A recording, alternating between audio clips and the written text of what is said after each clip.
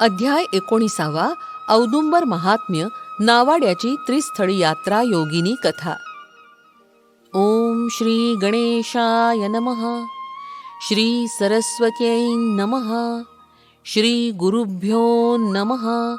श्री कुलदेवतायै नमः.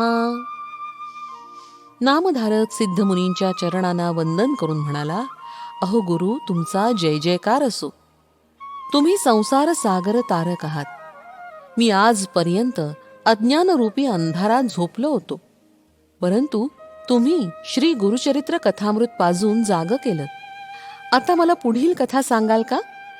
नामधारकानं अशी विनंती केली असता सिद्धमुनींना आनंद झाला.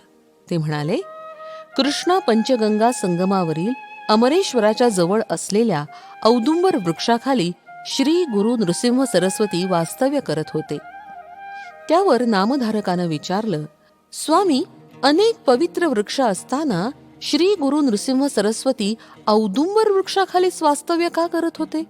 औदुंबर वृक्षावर त्यांचं इतकं प्रेम का होतं? नामधारकानं असं विचारलं असता सिद्धयोगी म्हणाले, पूर्वी भगवान विष्णूंनी भक्त प्रल्हादाचं रक्षण करण्यासाठी नृसिंह अवतार धारण केला आणि प्रल्हादाचा छळ करणाऱ्या हिरण्यकश्यपूचं पोट आपल्या नखाग्रानी फाडून त्याला ठार मारलं. त्यावेळी त्या दैत्याच्या पोटातील भयंकर असं कालकूट विष त्यांच्या नखांना बोटांना लागलं. त्यामुळे त्यांच्या नखांची आग होऊ लागली. त्यावेळी नृसिंहांच्या नखांची आग शांत करण्यासाठी लक्ष्मी देवी औदुंबराची फळं घेऊन आली.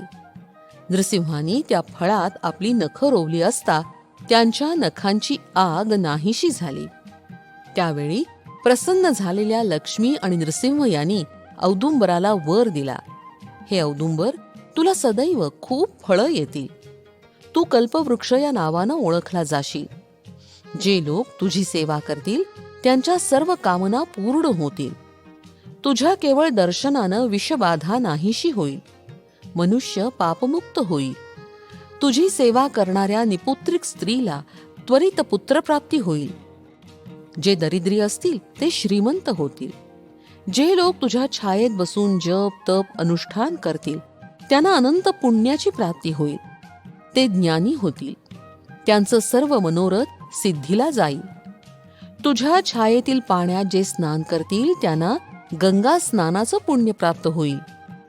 तुझी सेवा करणाऱ्याला कोणतीही शारीरिक मानसिक व्याधी होणार नाही. ब्रह्महत्यादी महापातकं नष्ट होतील.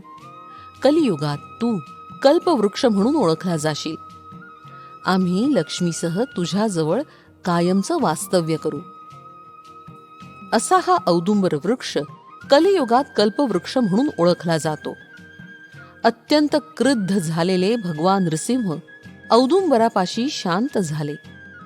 औदुंबराचं हे महात्म्य श्री दत्तात्रेय स्वरूप श्री नृसिंह सरस्वती यांना माहीत होतं, म्हणून त्यांना औदुंबर वृक्ष प्रिय होता.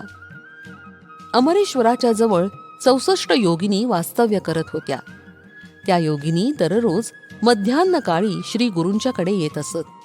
तिथं त्यांची पूजा अर्चा करून त्यांना आपल्या स्थानी नेत असत. तिथं त्यांची पूजा करून त्यांना उत्तम भोजन देत असत. त्यानंतर श्री गुरु पुन्हा औदुंबरापाशी परत येत असत. एकदा एका ब्राह्मणाला शंका आली, हे यती इथं अरण्यात राहतात, यांना भूक लागत नसेल का? हे भिक्षेसाठी गावात फिरताना दिसत नाहीत, मग हे खातात काय? यांना भोजन कोण देत असेल? त्यानं श्री नृसिंह सरस्वतींच्या हालचालींवर लक्ष ठेवलं. त्यावेळी त्याला श्री नृसिंह सरस्वतींचं रूप इतकं भयंकर दिसलं की तो भयभीत होऊन पळून गेला. जे श्री गुरूंचा अंत पाहतात ते नरकात जातात, म्हणून श्री गुरूंची कधीही परीक्षा पाहू नये. परंतु नदीवर नौका चालवणाऱ्या एका साध्या भोळ्या नावाड्याचं भाग्य थोरच. त्याला असं दिसलं की मध्यान्हकाळी नदीतून 64 योगिनी आल्या. त्यांनी श्री गुरूंची पूजा केली आणि मग त्या श्री गुरूंना घेऊन नदीच्या प्रवाहात शिरल्या. त्याच क्षणी नदी दुभंगली. सर्वजणी श्री गुरूंसह आत गेल्या आणि काही वेळानं श्री गुरूंना घेऊन बाहेर आल्या. मग श्री गुरु एकटेच स्वस्थानी गेले. ते दृश्य पाहून त्या नावाड्याला मोठं नवल वाटलं. दुसऱ्या दिवशी पूर्वीप्रमाणेच योगिनी आल्या आणि श्री गुरूंना बरोबर घेऊन नदीच्या प्रवाहात शिरल्या. त्याच क्षणी नदी प्रवाह दुभंगला. वाट निर्माण झाली. योगिनी श्री गुरूंच्या सह आत शिरल्या. त्याच क्षणी तो नावाडीही त्यांच्या मागोमाग आत शिरला. दुभंगलेला नदी प्रवाह पूर्ववत झाला. आत गेलेल्या त्या नावाड्याला मोठं आश्चर्य वाटलं. तिथं त्याला इंद्राच्या अमरावती समान वैभव संपन्न नगर दिसलं. त्या नगरात रत्नखचित गोपुरं होती. श्री गुरु तिथे जाताच त्या नगरातील लोक आरती घेऊन त्यांच्या पूजेसाठी आले. त्यांनी श्री गुरूंना एका मंदिरात नेऊन उच्चासनावर बसवलं. त्यांची यथासांग पूजा केली. पूजा झाल्यानंतर त्यांना उत्तमोत्तम भोजन दिलं. भोजन झाल्यावर श्री गुरु बाहेर आले. त्याच वेळी श्री गुरूंचे त्या नावाड्याकडे लक्ष गेले. त्यांनी त्या नावाड्याला विचारलं, तू इथं कशासाठी आलास? तेव्हा तो नावाडी हात जोडून म्हणाला, स्वामी, मी तुमचं दर्शन घेण्यासाठी आलो आहे. तुम्ही साक्षात त्रैमूर्ती अवतार आहात. संसार मायेत अडकले त्यांना तुमचं स्वरूप समजत नाही. या संसार सागरात बुडणाऱ्या लोकांचा उद्धार करणारे तुम्ही साक्षात त्रिमूर्ती श्री दत्तात्रेय आहात. ज्यांना तुमचं दर्शन घडतं त्यांच्या इच्छा पूर्ण होतात. त्यांचं इहपर कल्याण होतं. त्या नावाड्यानं असं स्तवन केलं असता श्री गुरु प्रसन्न झाले. ते म्हणाले, तुझं दैन्य दारिद्र्य गेलं. तुझ्या मनात जी जी इच्छा असेल ती पूर्ण होईल. परंतु इथं जे काही पाहिलंस ते कोणालाही सांगू नकोस. जर वाच्यता केलीस तर तुझं मोठं नुकसान होईल. असं सांगून ते नावाड्यासह औदुंबरापाशी आले. श्री गुरूंचा निरोप घेऊन तो नावाडी आपल्या शेतात गेला. तिथं त्याला गुप्तधन सापडलं. त्या धनामुळे त्याचं दुःख दारिद्र्य नाहीसं झालं. त्याची बायका मुलं सुखी झाली. श्री गुरूंच्या आशीर्वादानं त्याला ज्ञानप्राप्तीही झाली. त्या दिवसापासून तो आपल्या कुटुंबासह श्री गुरूंची मनोभावे सेवा करू लागला. असेच काही दिवस गेले. माघ महिन्यातील पौर्णिमा आली. त्या दिवशी तो नेहमीप्रमाणे श्री गुरूंची सेवा करत होता. तो श्री गुरूंना सहज म्हणाला, स्वामी, माघ महिन्यात प्रयाग स्नान अत्यंत पुण्यकारक समजलं जातं. काशीचंही महात्म्य फार मोठं आहे असं मी ऐकतो. पण मी हलक्या जातीचा, मी तिकडे कसा जाणार? मला कोण नेणार? त्याचं हे बोलणं ऐकून श्री गुरूंना त्याची दया आली.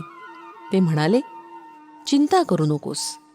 अरे कृष्णा, पंचगंगा संगमस्थान काशी प्रयागा समानच आहे. अमरेश्वराचं वास्तव्य असलेलं हे स्थान प्रत्यक्ष काशी क्षेत्रच आहे. कोल्हापूरला दक्षिण गया असं म्हणतात. त्यांनी या त्रिस्थळाची यात्रा करावी म्हणजे तेच पुण्य प्राप्त होतं. पण तुला उत्तरेतील ती क्षेत्र पहावयाची असतील तर चल माझ्याबरोबर, मी तुला ती दाखवतो. श्री गुरु नृसिंह सरस्वती व्याघ्र चर्मावर बसले होते. त्यांनी त्या नावाड्याला आपल्या मागे बसण्यास सांगितलं आणि म्हणाले, मला नीट धरून ठेव हं. तो नावाडी व्यवस्थित बसला असता श्री गुरूंनी आपल्या दिव्य योग शक्तीनं त्याला एका क्षणात प्रयाग क्षेत्री नेलं. तिथं विश्वनाथाचं दर्शन घेऊन पुढच्याच क्षणी गयेला स्नान आणि दर्शन करून क्षणार्धात मूळ मुक्कामी ते परत आले. त्या नावाड्याचं केवढं भाग्य! श्री गुरूंच्या कृपेनं त्याला एका दिवसात त्रिस्थळी यात्रेचं पुण्य प्राप्त झालं. या घटनेनं श्री गुरूंची कीर्ती सर्वत्र पसरली. मग त्यांनी औदुंबर क्षेत्र सोडून अन्यत्र जाण्याचं ठरवलं. योगिनींना हे समजताच त्यांना अतिशय वाईट वाटलं. त्यांनी श्री गुरूंना इथंच राहण्याचा आग्रह केला. तेव्हा दयाघन श्री गुरु त्यांना समजावीत म्हणाले, मी या औदुंबर क्षेत्रात सूक्ष्म रूपानं राहीन. स्थूल रूपानं मी अन्यत्र जाणार आहे. मी औदुंबरात अन्नपूर्णेला ठेवून जातो. तुम्ही इथंच राहा. हे स्थान गुरुस्थळ म्हणून प्रख्यात होईल. जे लोक इथं येऊन औदुंबराची, आमच्या पादुकांची आणि तुमची पूजा करतील त्यांच्या सर्व इच्छा पूर्ण होतील. इथं अन्नपूर्णा आहे. तिची नित्य पूजा केली असता 4 पुरुषार्थ पूर्ण होतील. इथं पापविनाशी तीर्थ, काम्य तीर्थ आणि सिद्ध वरद तीर्थ आहे. त्या तीर्थात 7 वेळा स्नान केलं असता ब्रह्महत्यादी महापातकं नष्ट होतील. 60 वर्षाच्या वांझ स्त्रीला सुद्धा शतायुषी पुत्रप्राप्ती होईल. चंद्र सूर्यग्रहणाच्या दिवशी, मकर संक्रांतीला, व्यतिपातादी पर्वणी असताना इथं स्नान केलं असता गंगेच्या तीरावर ब्राह्मणाला 1000 गायी दान केल्याचं पुण्य लाभेल.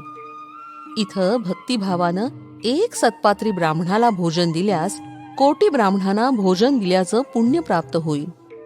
येथील औदुंबर वृक्षाखाली पवित्र मनानं जप केल्यास त्याचे कोटीपट पुण्य लाभेल. इथं 11 रुद्रजप केला असता अतिरुद्र केल्याचं फळ प्राप्त होईल. 1,00,000 प्रदक्षिणा घातल्यास कुष्ठरोग नाहीसा होऊन देवासमान शरीरकांती प्राप्त होईल. अशा रीतीनं 64 योगिनींना औदुंबर क्षेत्राचं महात्म्य सांगून श्री गुरु भीमातीरी वसलेल्या गंगापुरास गेले. सिद्धमुनी नामधारकास म्हणाले, गुरु महात्म्य हे असं आहे. सरस्वती गंगाधर म्हणतात, कामधेनू समान असलेले हे श्री गुरुचरित्र भक्तिभावानं श्रवण करील त्याला 4 पुरुषार्थाची प्राप्ती होईल. त्याच्या घरी लक्ष्मीचं अखंड वास्तव्य राहील, त्याच्या सर्व इच्छा पूर्ण होतील. अशा रीतीनं श्री गुरुचरित्रामृतातील औदुंबर महात्म्य नावाड्याची त्रिस्थळी यात्रा योगिनी कथा नावाचा अध्याय 19 समाप्त. श्री गुरुदत्तात्रेयार्पणमस्तु.